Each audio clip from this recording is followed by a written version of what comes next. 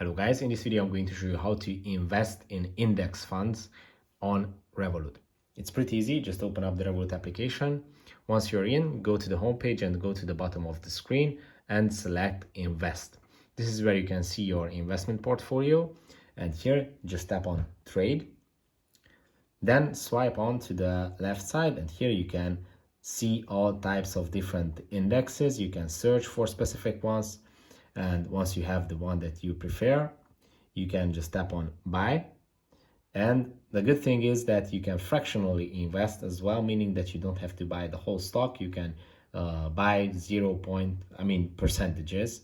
So even you can invest just €1 and you will see that you get 0.01% of this specific stock. Then just tap on review to see all the conditions and the exchanges and the fees, and tap on submit if you decide to invest. It's that easy.